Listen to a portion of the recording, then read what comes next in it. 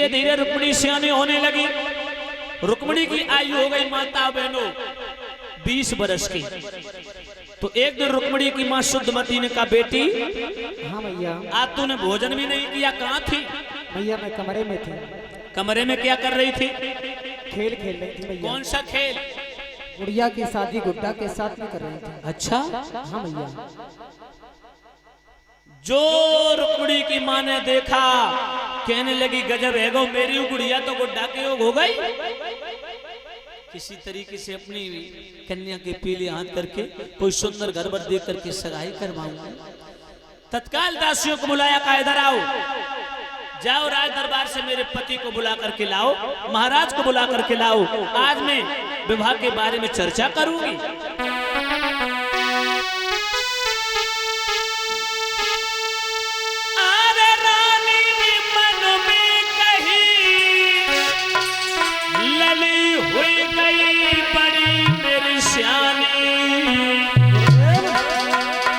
योग सुता हुई गई के सोच रही महारानी।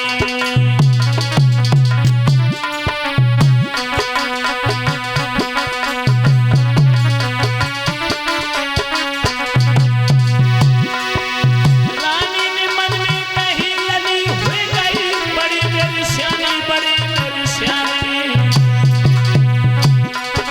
पर योग सुता हुई गई सोच रही महारानी। दासी को बुलाया, कहा इधर आओ। अरे दासी लई बुलाई कही समझाई बेनती गजारी। दासी लई बुलाई कही समझाई बेनती गजारी। और मेरे महाराज को महल में बुलाई के बहना लारी।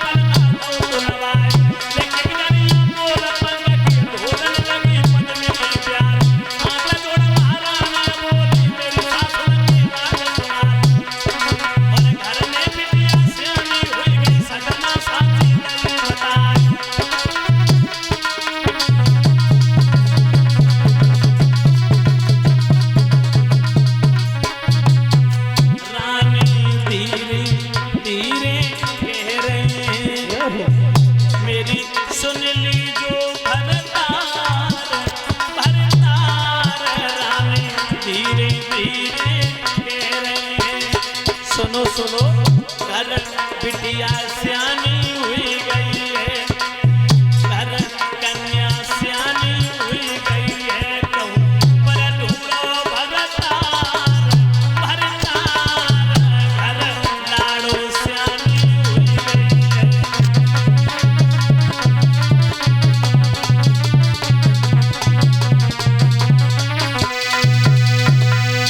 आज माता बहनों भाई बंधुओं, जैसे ही दासी को भेज के रानी शुद्धमती ने भीष्मक को बुलाया, राजा को बुला करके दासी आज स्वयं आकर के राजा ने आंगन में पदार्पण किया। रानी ने आता हुआ देखा, आसन डाल दिया। माता शीतल जल भर के लाए लोटा में, राजा को जलपान कराया। राजा ने जलपान करने के बाद में कहा, देवी आज अचानक महलों में बुलाने का क्या कारण? रानी कहने लगी, पिया तुम सारे दिन राजकाज में उलझे रहते हो, घर गृहस्थी के बारे में तुम्हें कोई चिंता ही ना। बिटिया जवान हो गई। जवान कन्या को घर में रखना माता पिता को पाप लगता है। कोई सुंदर घर भर देख के बिटिया के पीले हाथ कर दो, कन्या दान लेकर के पुण्य प्राप्त कर लो। पिया जमाना ठीक नहीं है। परीक्षित जी भीष्मक बोले देवी ये तो तुमने अच्छा प्रस्ताव रखा, मैं जा रहा हूं। मेरे पांचों बेटा जवान हो गए, समझदार हैं। मैं अपने पांचों बेटों से विचार विमर्श करके कोई सुंदर घर भर की तलाशी करवा के तत्काल विवाह की तैयारियां करवाऊंगा। परीक्षित जी भीष्मक वहां से चले, राज दरबार में पहुंचे और राज दरबार में जाकर के माता बहनों भाई बंधुओं राजा भीष्मक ने एक प्रस्ताव रखा। जैसे ही मंत्री ने देखा, देखते ही देखते मंत्री खड़ा हुआ राजा को आता देख करके प्रणाम किया। महाराज, महाराज के चरणों में मंत्री का प्रणाम स्वीकारो महाराज। सदा प्रसन्न रहो मंत्री। महाराज बोलिए, क्या कहना चाहते हो महाराज? हम ये कहना चाहते हैं मंत्री आज को इस राज दरबार में कोई मुकदमा नहीं लिया जाएगा। इसलिए महाराज, इसलिए महाराज आज हम इधर उधर की बातें ना करते हुए आज अपने घर के ऊपर प्रकाश डालेंगे। घर के ऊपर क्या बात है महाराज, बताओ तो। हमारी कन्या हाँ रुक्मिणी विवाह के योग हो गई। बिल्कुल महाराज। आज उसकी मां ने उस विषय पर चर्चा की, तो मैं ये आप लोगों से पूछना चाहता हूँ, आप लोगों की दृष्टि में कोई सुंदर जो प्रस्ताव रखा उसके प्रस्ताव को स्वीकार किया जाएगा। भक्तों सबने रुकुम केस की सहमति में सहमति मिला दी। भीष्मक ने तत्काल निर्णय ले लिया, बोले मेरे बेटा रुकुम केस ने जो प्रस्ताव रखा है उसका प्रस्ताव पास किया जाएगा। जो मैं चाहता था वो बात मेरे पहले से उसे मेरे कहने से पहले उसने बोल दी। अब तो माता बहनों तालियां बजने लगी और जो तालियों की गड़गड़ाहट हुई परीक्षित जी, उसी समय रुकुम आ गया। अपने पिता के पास में आया, अपने पिता को देख के उसने एक प्रश्न किया। पिताजी, बोल बेटा।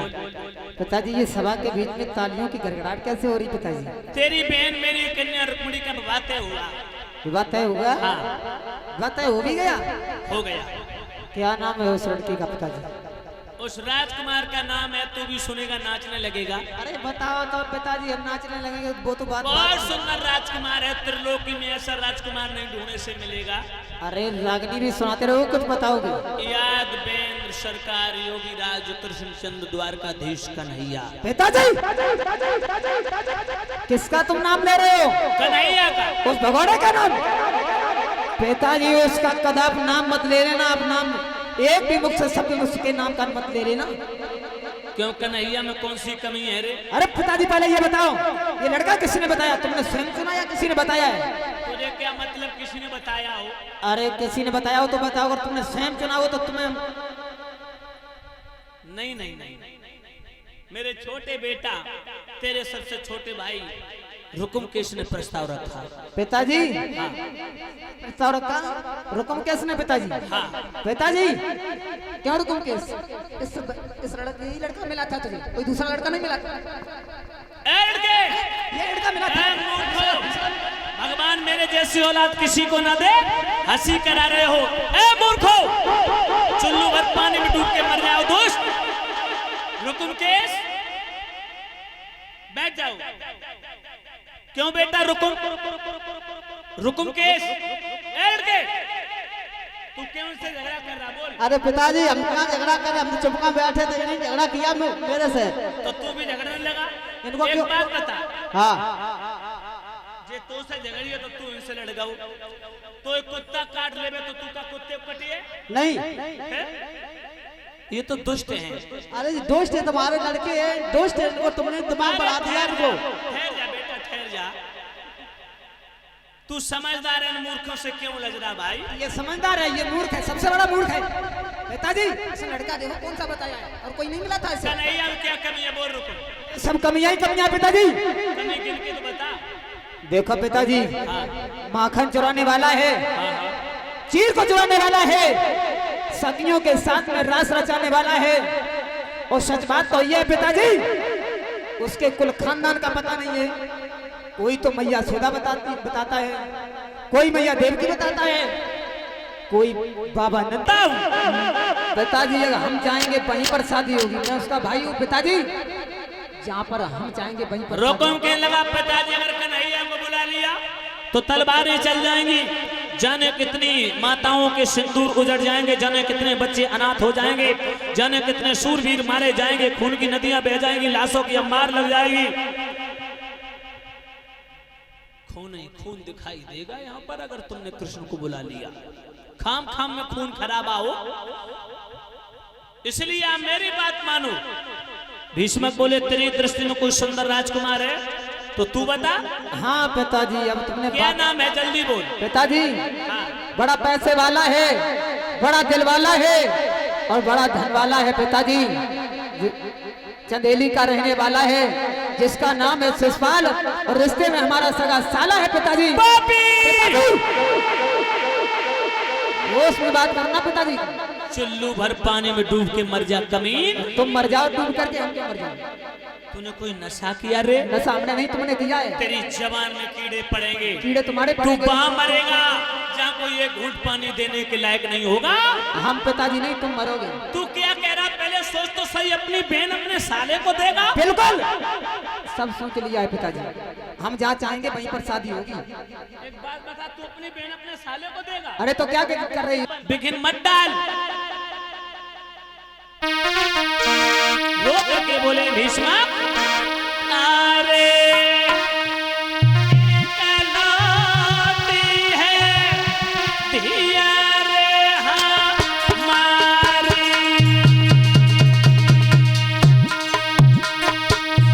बेटा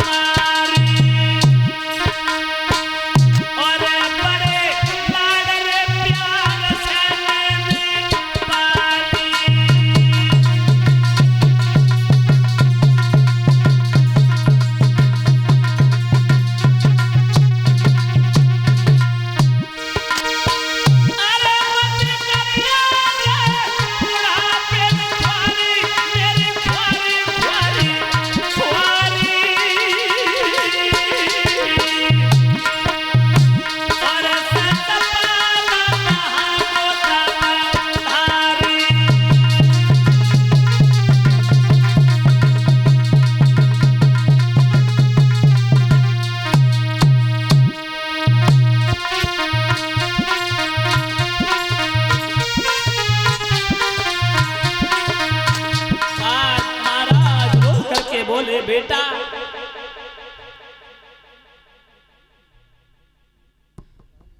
महाराज शादी में विघ्न मत डाल मेरे लाल, कन्हैया आएंगे तो मेरा आंगन पवित्र हो जाएगा, मेरा सारा कुटुंब परिवार तर जाएगा, मेरा जीवन धन्य हो जाएगा, क्योंकि वो स्वयं पूर्ण ब्रह्म है, वो स्वयं त्रिलोकी विश्व विजेता है, सृष्टि के पालन करता, दुख हरता, कल्याण करता, प्राणों के प्राण परमात्मा, दीन बंधु दीनानाथ, जो स्वयं अवतारी है। मान ले मेरे लाल, इसमें विघ्न मत डाल।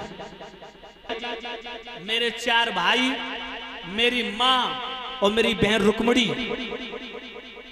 वो तुम्हें नहीं चाहते हैं, वो द्वारकाधीश कन्हैया को बुलाना चाहते हैं, और कन्हैया के साथ में शादी नहीं करूंगा, हरगिज नहीं करूंगा।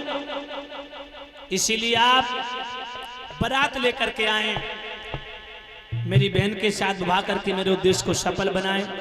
अभी तक आप हमारे साले थे, मैं आपका बहनोई, लेकिन अब ये रिश्ता बराबर होने के लिए जा रहा है। और उसने चिट्ठी लिखी, परीक्षित जी, क्या लिखा चिट्ठी में?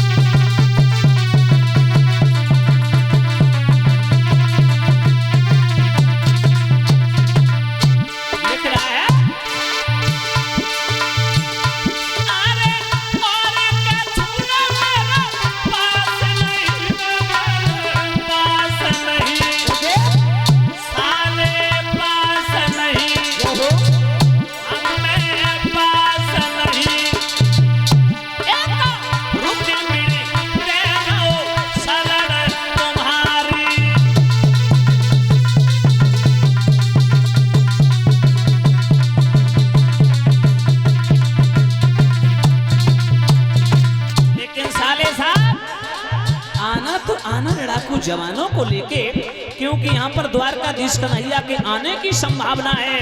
तो अगर द्वारकाधीश कन्हैया आएगा तो विवाद होगा, और विवाद होगा तो फौजों की आवश्यकता पड़ेगी, खून खराबा होगा। हम नहीं चाहते हैं खाम खाम में विवाद आगे बढ़े। तो फौज लेकर के आना, विशाल फौज लेके आना, जितना हो सके उतनी फौज लेके आना।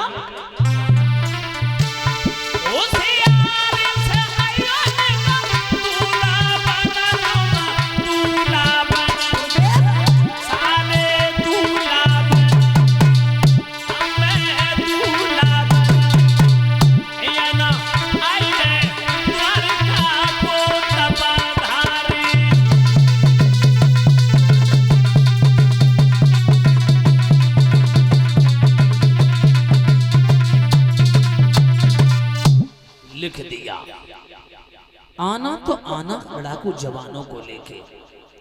भक्तों, उसी समय चिट्ठी लिख करके नाई ब्राह्मणों को बुलाया। नाई ब्राह्मणों के द्वारा अशर्पियों गिन्नियों का ढेर लगा दिया। लंबी सी परात लेकर के नाई ब्राह्मण चले, कुंदनपुर से चल के पहुंचे हैं चंदेरी। शिषपाल का राज दरबार लगा। शिषपाल ने जैसे ही देखा, कहा कहां से आए? नाई ब्राह्मण बोले, महाराज कुंदनपुर से आए। कुंदनपुर में तो हमारे बहनों ही रहते रुकुम, उन्हीं ने भेजा। क्यों भेजा, किस लिए भेजा, काहे को भेजा? बोले उनकी बहन है ना रुक्मणी। हाँ हाँ जानते हैं, वो अपनी बहन रुक्मणी का विवाह आपके साथ करना चाहते हैं। आपकी क्या राय है शिषपाल? शिषपाल के लगा तैयार है। भगवान हमारे जैसे ही बहनोई सबके हों। रुक्मणी इतनी सुंदर है, इतनी सुंदर है, हमने तो देखी है, हमारे तो बहन की नंद है। मंत्री कहने लगो, महाराज ये उल्टी गंगा कब से बहने लगी? तुम बहन की नंद से शादी करोगे? अरे वो तुम्हारे लिए देवी के समान हुई। शिषपाल कहने लगा, मंत्री ऐसी देवियां देखी जाएं तो शादियां बंद हो जाएंगी। तुम नाई ब्राह्मणों को नाश्ता कराओ। और परीक्षित जी जैसे नीचे नजर पड़ी, उस चिट्ठी में लिखा था कि द्वारकाधीश कन्हैया के आने की संभावना। चिट्ठी हाथ से छूट के नीचे गिर गई। मंत्री बोला, महाराज क्या बात है? शिषपाल ने एक नहीं मानी, का भाभी दूल्हा बना। 4 से 10 लड़कियां मोहल्ला से पकड़ लाई भाभी, और वह नकटा को दूल्हा बनाने लगी। कैसे दूल्हा बनाओ? अरे जन धरो शीस पे मोहर रे, हो गई छींक हमारी।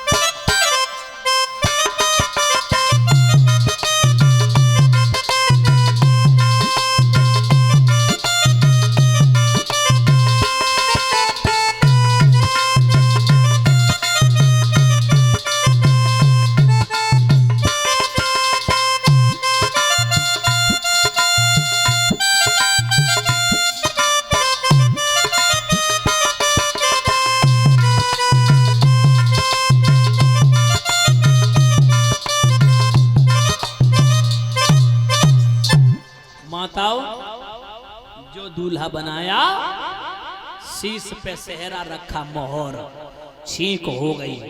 परीक्षित जी पट्टा पे पैर रखा, पैर फिसल गया, शिशुपाल जमीन पर गिर पड़ा, मूर्छित हो गया। कछु लड़कियां हंसन लगी, कछु रोन लगी, कछु कान। एक बहुत बड़ा अशगुन, क्या देखा अशगुन? के काजल लागी दिन भूप के में न दिखाई ओ पट्टा, कछु ठाड़ी गाई रही भीतरे, मचाई रही बिटियां ठट्टा।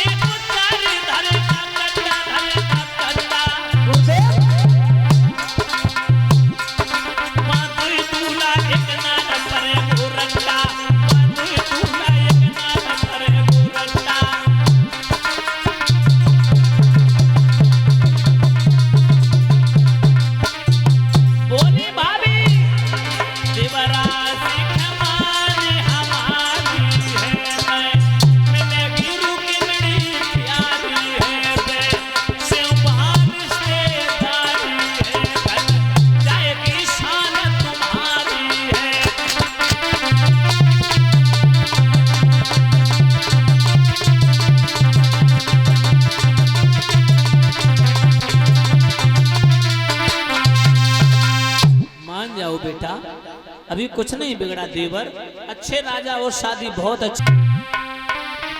अरे सजे सूरसा मंत वीर बलवंत इरादे मन में, और कांधे पे धनुष और बाण लेके तेगा है हाथन में।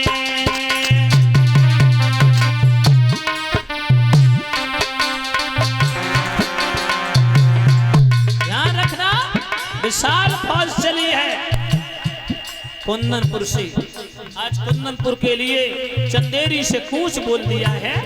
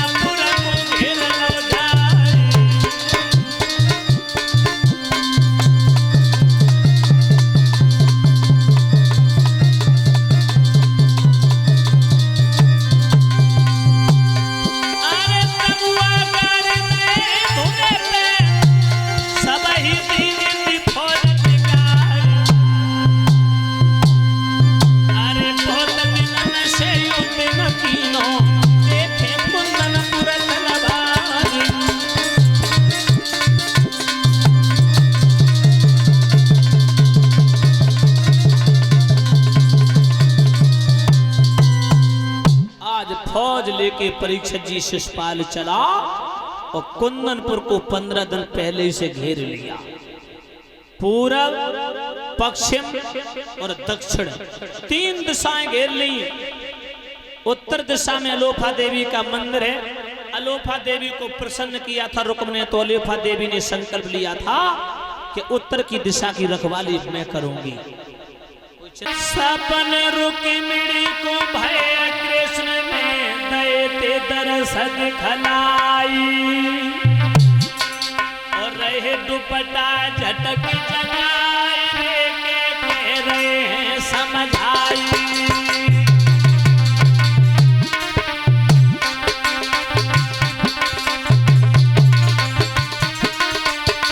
भगवान बोले रुक्मिणी बोली श्याम ले चलो। भगवान ने कहा अगर तुमने दिल से चाहे तो तुम्हें कोई ले जाने वाला पैदा ही नहीं हुआ। तूने ऐसी बात क्यों करी, जात क्यों मारी, प्राण की प्यारी, प्राण की प्यारी। एक पल में तेरी पीर हर सारी, एक पल में तेरी पीर हर सारी।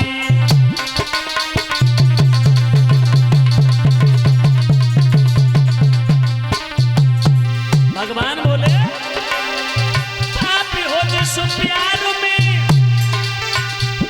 उस प्यार की ऐसी तैसी, यार दगाबाज होशियार की ऐसी तैसी, यार दगाबाज होशियार की ऐसी तैसी।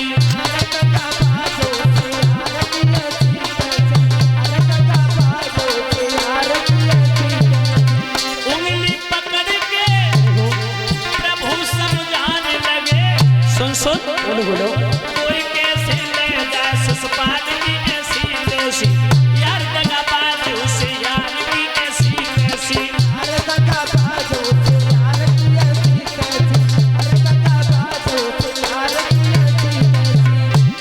प्यार उसे कीजिए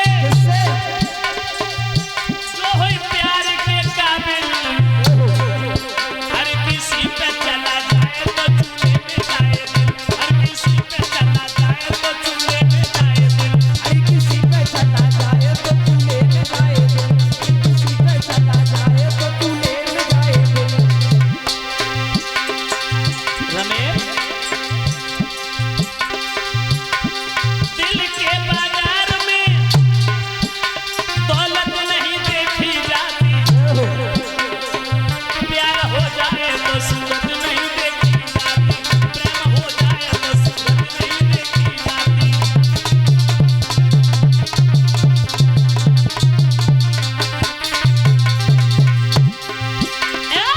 कौन पाले हरे परेवा, कौन पाले पपैया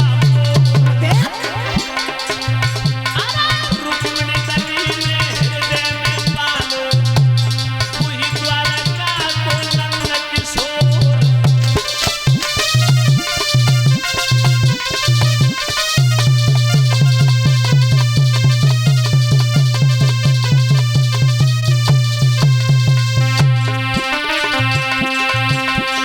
भगवान बोले देवी जब शादी के 3 दिन रह जाए तो तुम मेरे पास एक चिट्ठी भेज दियो, मैं चला आऊंगा। सपनों देखे अजब कीड़े को कन्हैया पासे बन गए, सपनों देखे अजब ठकुरानी को ठाकुर पासे रम गए।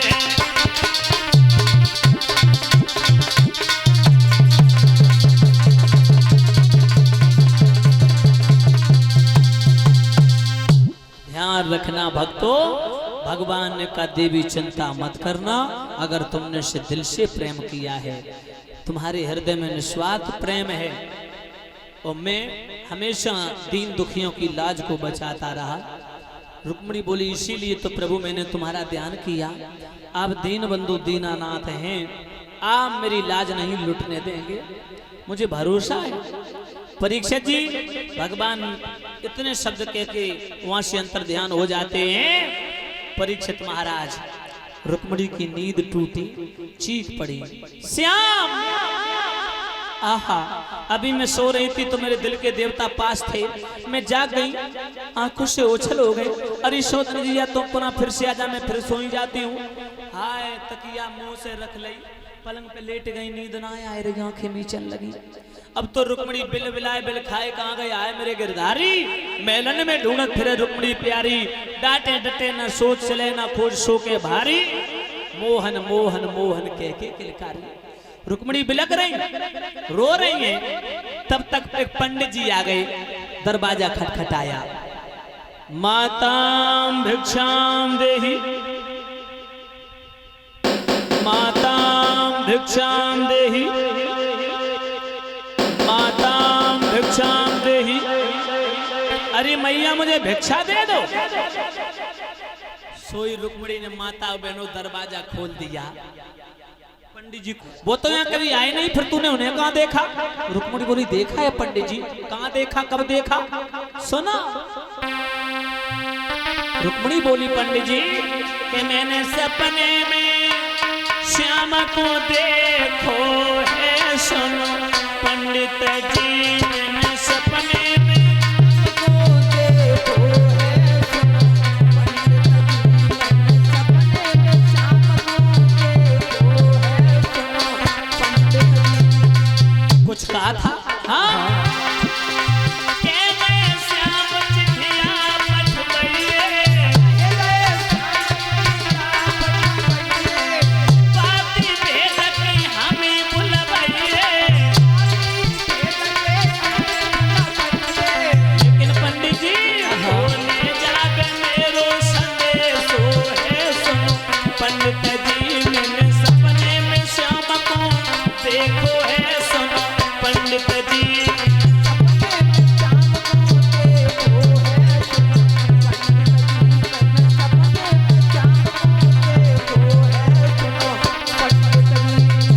सपने। ये कहा था जब शादी के 3 दिन रह जाए तो मेरे पास एक चिट्ठी भेज दे। माता और रुक्मणी से पंडित जी बोले तो तुमने चिट्ठी तो भेज दी होगी। बोले ना ना ना, किसके हाथों भेज दूं, यहाँ तो मेरा कोई नहीं है। पंडित जी तुम ही चले जाओ। पंडित जी कहने लगे यहाँ जो ही बोले सोई कुंदी खोले। लिख रही है रुक्मणी कन्हैया,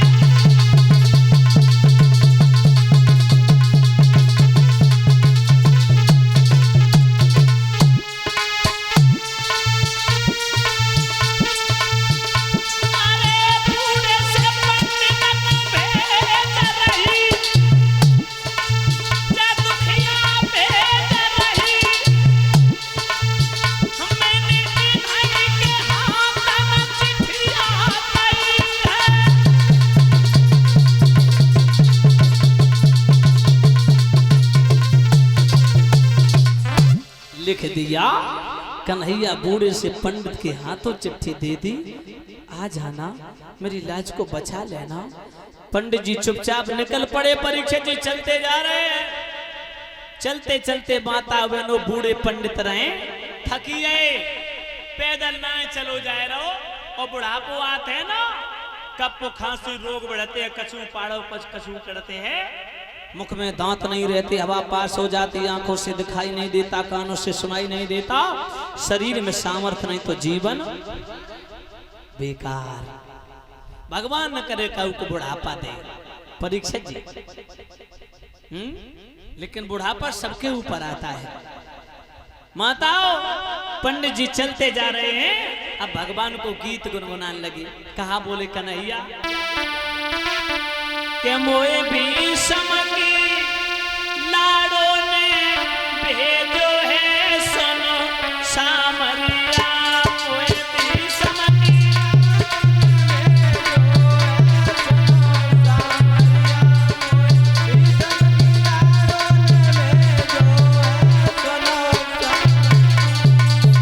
देखो सब लोग गाएंगे, बुढ़ापे को उम्मीदवार बैठे, सबके ऊपर बुढ़ापा आएगा।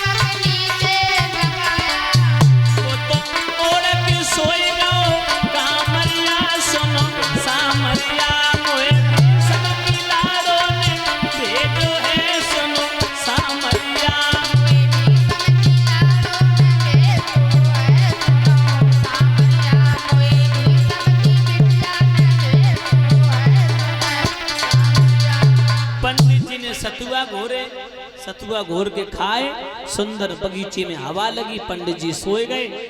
परीक्षित जी भगवान ने सोचा लेकिन वो तुमसे प्रेम करती है। भगवान बोले पंडित जी हम तो जान नहीं पाएंगे। बोले क्यों? बोले बलराम भैया जाने नहीं देंगे। कोई उपाय? बोले उपाय ये है जब हम तुम्हें लेकर के चले विदाई के लिए, छोड़ने के लिए, तो तुम 4 से 10 कदम आगे बढ़ियो, बैठ जाइयो पेट पकड़ के और खांसन लगियो। सोई हम कहें बलराम भैया पंडित बूढ़ो मरियो तो ब्रह्म हत्या लगेगी।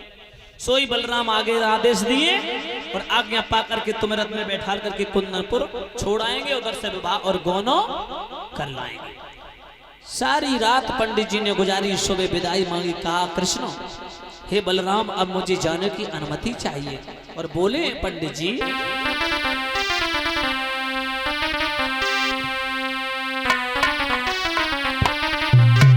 कि अब आज्ञा हमको दे दीजो पुष्पेंद्र, और हम अपने घर को जाते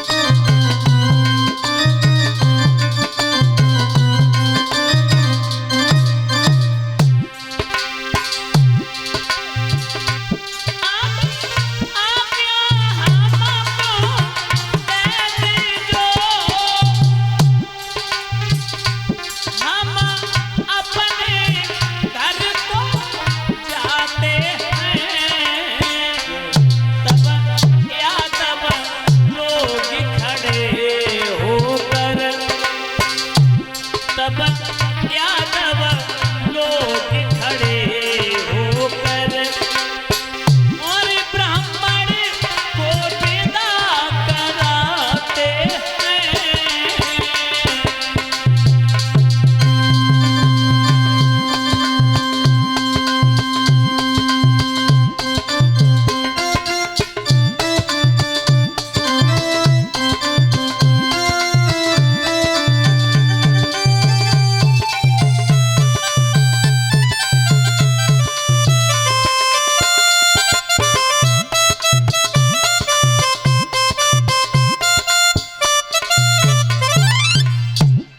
पंडित जी ने विदाई मांगी। पंडित ब्राह्मण बोले बलराम सुनो, यदुवंशी श्रेष्ठ आते हैं, आज तलक यादव कुल में कुछ दोष नजर नहीं आते। पंडित जी बोले तुम्हारा वंश बड़ा पावन पवित्र है। पंडित जी बलराम बोले और 2-4 दिन रुक लेते। बोले ना ना ना, ब्राह्मण केवल गोधन भिक्षा इच्छा मांग करके अपने घर का भरण पोषण करता हूँ, बच्चों का पालन पोषण करता हूँ, जाने दो। माता वो सब लोगों ने पंडित जी को विदा किया। भाई आनंद जी 201 मुद्राएं देकर के व्यासपीठ को सम्मानित कर रहे हैं, जो इसी ग्राम बिहारीपुरवा के निवासी हैं, जिनके कर कमलों के द्वारा 201 मुद्राएं देकर के सम्मानित किया। भगवान कन्हैया सुख और शांति प्रदान करते रहे, इनके जीवन में मंगल में घड़ियां खिलती रहे, समाज का सम्मान प्राप्त होता रहे, सदा सर्वदा ठाकुर जी की असीम अनुकंपा बरसती रहे। बोले गोविंद भगवान की। आइएगा इधर, पंडित जी की तो विदाई कर रहे हैं कन्हैया बलराम द्वारका से। तब तक एक कीर्तन बोल लीजिएगा बड़े भाव से, बहुत देर हो गई ना। भगवान की कथा में भक्त जब भाव विभोर हो जाता है तो निद्रा आ जाती है, नींद, तो ताली बजाते भगवान का प्यारा।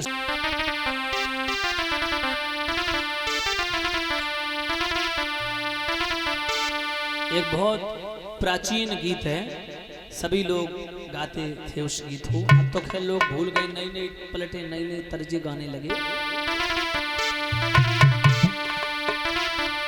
श्याम भारत में आई जा और बंसी बजाए जा एक ही बार।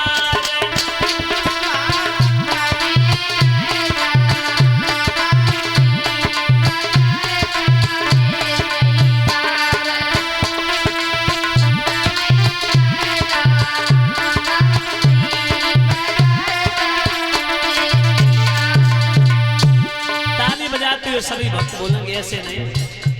अगर कोई चीज लेनी हो तो दुकान की जरूरत होती है। भगवान के दरबार में भगवान का नाम सिर्फ वो लोग नहीं लेते जिनके जुबान नहीं होती है। तो हमें तो कोई इतनी बड़ी भीड़ में कोई गूंगा दिखाई देना है रहो, और जान बूझ न दे डटाई ऐसो डूबे था ना पाई। अगर जान बूझ के गूंगा बने हो तो अगले जन्म में गूंगा बना दिए जाओगे। फिर लोग कहेंगे भैया रसगुल्ला कैसे हुआ, तो केवल गर्दन हिलेगी, बोले हाँ। श्याम भारत में आएगा बंसी बजाएगा एक ही बार।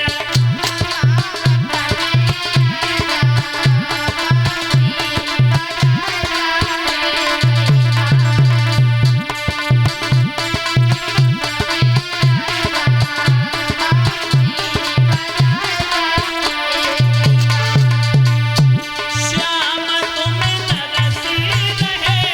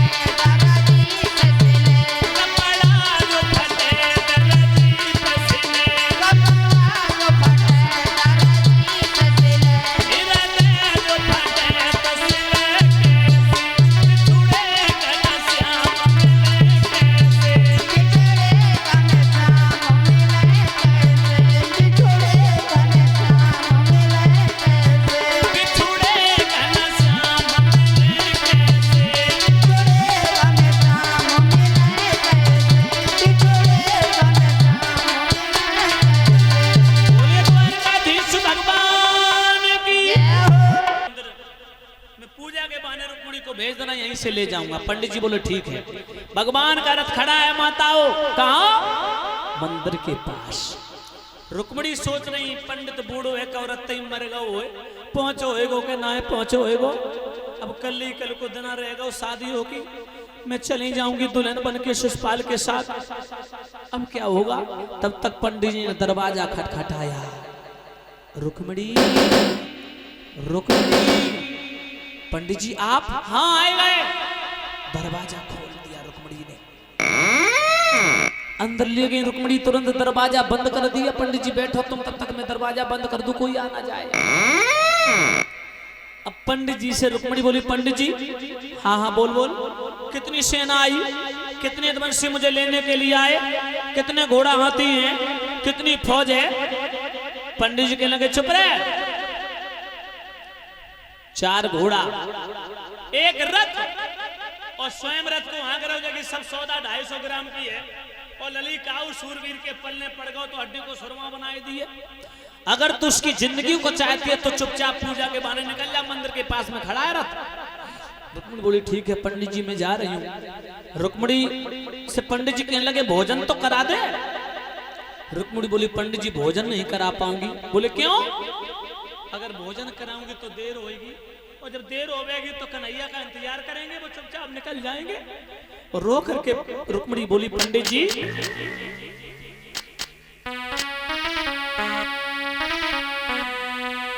के भोजन तुम्हें कराए तो भी प्रभुई देर यहाँ लग जाएगी।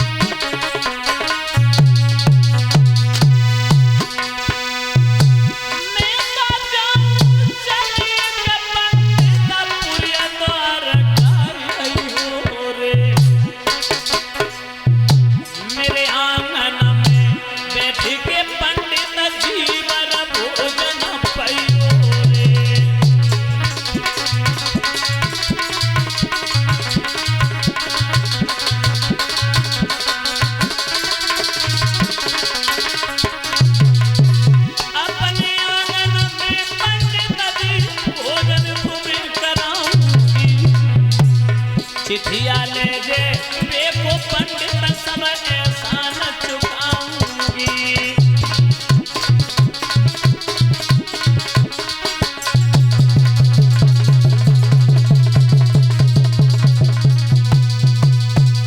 पंडित जी कहने लगे जा मेरा भोजन उधार है। ठीक है जी, रुक्मणी के साथ में है।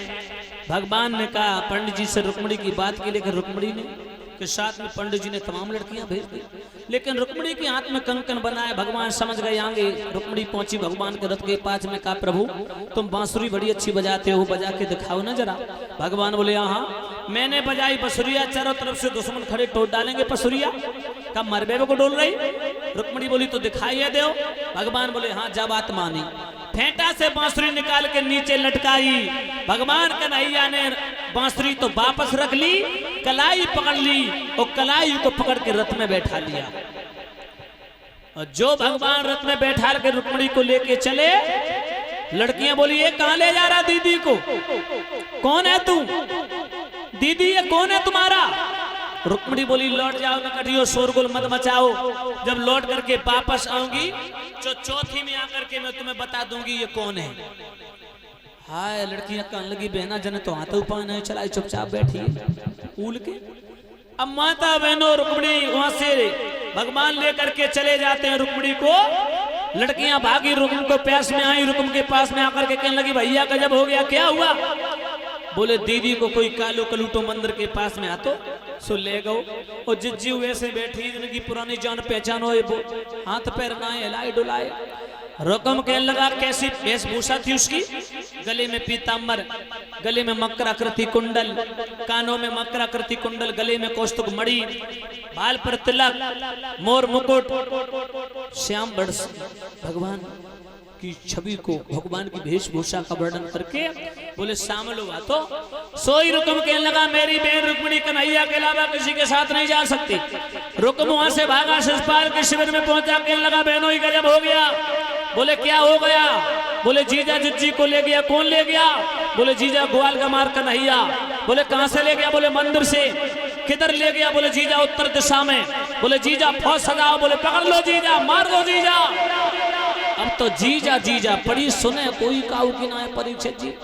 रुकम ने अपना रथ भगाया भगवान के पीछे, आवाज लगाई के ठाड़ो रहिए, ठाड़ो रहिए ओ नीच गमार रे, ठाड़ो रहिए।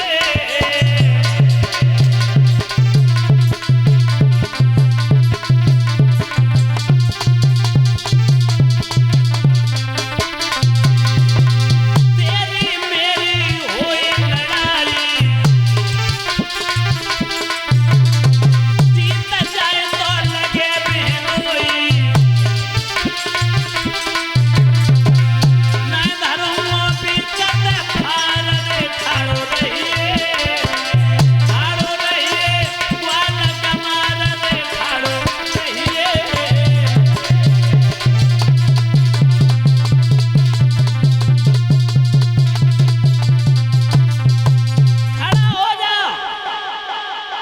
मेरे हाथों से तू मारा जाएगा। भागने की कोशिश मत कर, मैं तुझे भागने नहीं दूंगा। भगवान ने परीक्षित जी कदम के नीचे रथ को रोक लिया। भगवान बोले देख रुकुम, मैं तेरा बहनोई, तू हमारा साला। रिश्तेदार कभी रिश्तेदार से विवाद नहीं करता है। रुकुम कहने लगा तू मेरा बहनोई कहलाने क्यों गए? जब पहले तालाब में मुंह धो के आ हमसे युद्ध कर, अगर युद्ध में जीत जाएगा तो मेरा बहनोई कहलाने के हो गए, अन्यथा मेरे हाथों से तेरी मौत निश्चित है।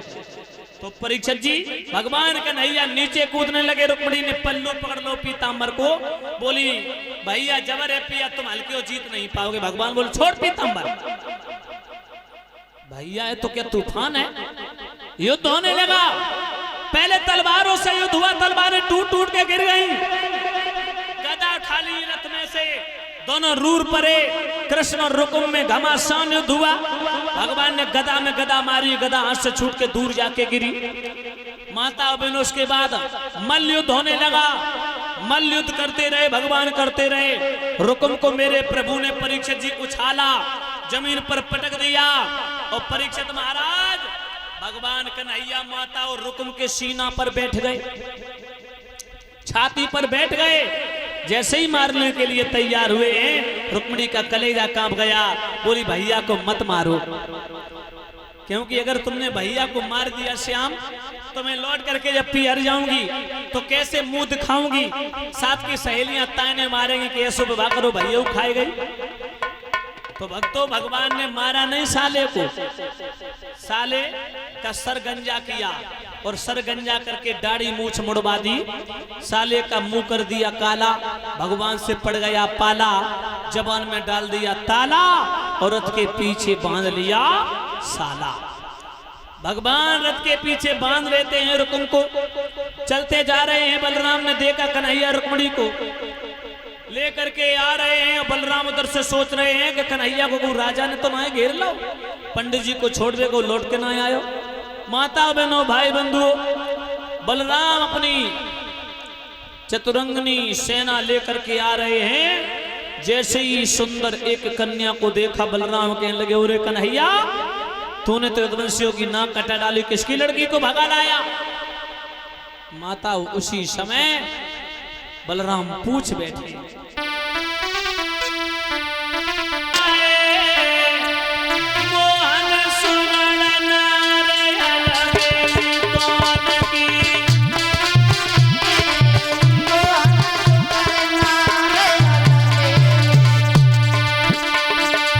कौन की बहन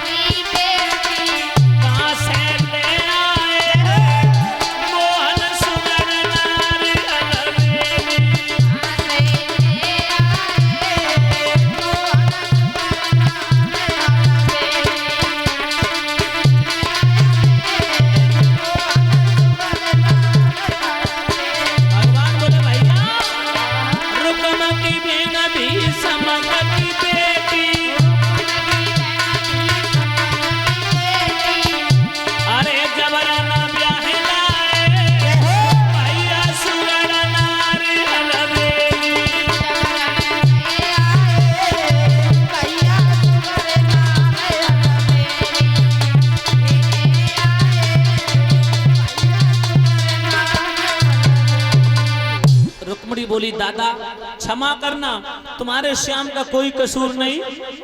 मेरा भाई रुकुम अपने साले के साथ में मेरी शादी करना चाहता था।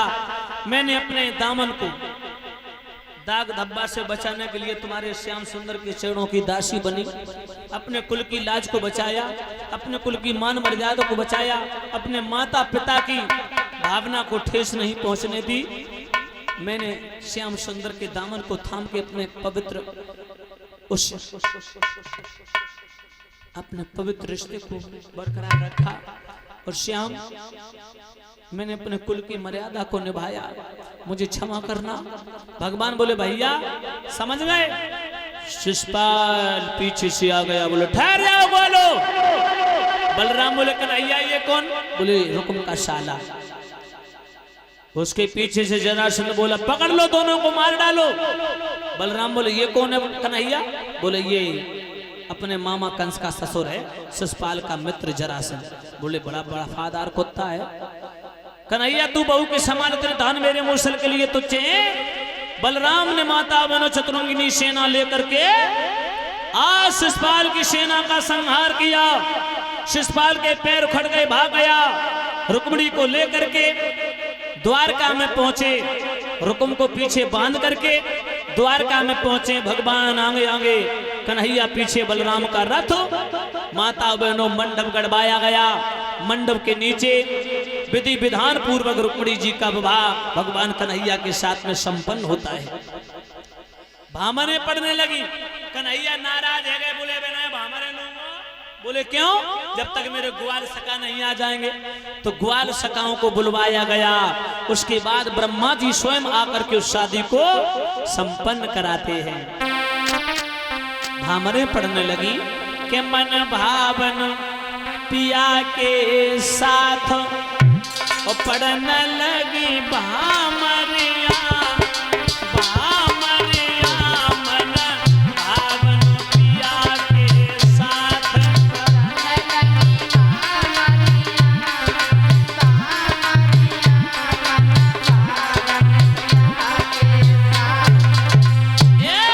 पहली भामर पड़ के जब दूसरी पे नंबर आयो,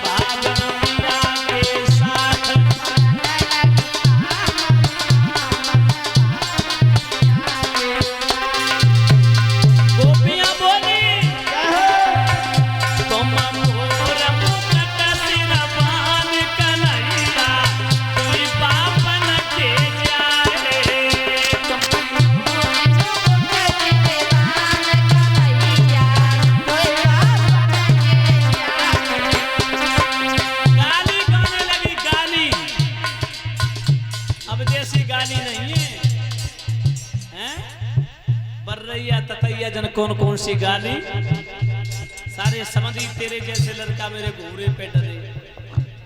अब कब की बारात आए ना तो समझियन को जो समझने लंगा लेथन कर देती, बड़ा परेशान करते हैं।